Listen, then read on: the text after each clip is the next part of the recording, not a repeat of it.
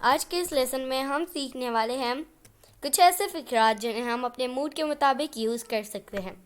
تو دوستو، اگر آپ کا خواب بھی ہے کہ آپ فلوئنٹلی اینڈ کانفیڈنٹلی انگلش بول سکیں تو ہمارے چینل ابراہیم ٹی وی انگلش کو کر لیجئے سبسکرائب اور بیل نوٹیفیکیشن کے بٹن کو بھی پریس کیجئے تاکہ آپ ہماری کوئی بھی ویڈیو مس نہ کر سکیں۔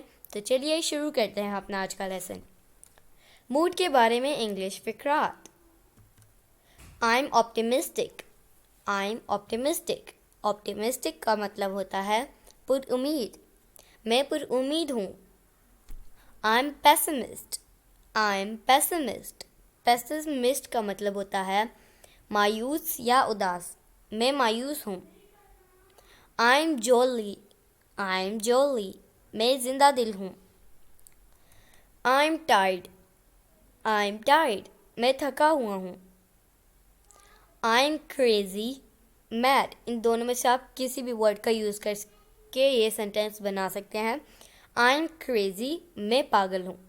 I'm mad, میں پاگل ہوں۔ دونوں کا مطلب ایک ہی ہے۔ I'm hurt, I'm wounded. ان دونوں میں سے بھی آپ کوئی ورڈ یوز کر سکتے ہیں جو آپ کو آسان لگے۔ میں زخمی ہوں۔ I'm grieved, I'm grieved. میں اداس ہوں۔ grieve کا ہوگا اداس۔ I'm agitated. I'm agitated. میں ذہنی طور پر پریشان ہوں۔ I'm nervous. I'm nervous. nervous کا مطلب ہوتا ہے گھبرانا۔ میں گھبرا رہا ہوں۔ میں گھبرا رہا ہوں۔ I'm panic. panic کا مطلب بھی ہوتا ہے گھبرانا۔ میں بہت گھبرایا ہوا ہوں۔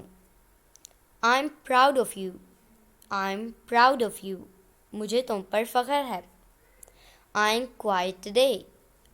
I'm quiet today. quiet کا مطلب ہوتا ہے خاموش۔ میں آج چپ ہوں۔ I'm shocked. I'm shocked. shocked کا مطلب ہوتا ہے صدمہ لگنا یا حیران۔ میں صدمے میں ہوں۔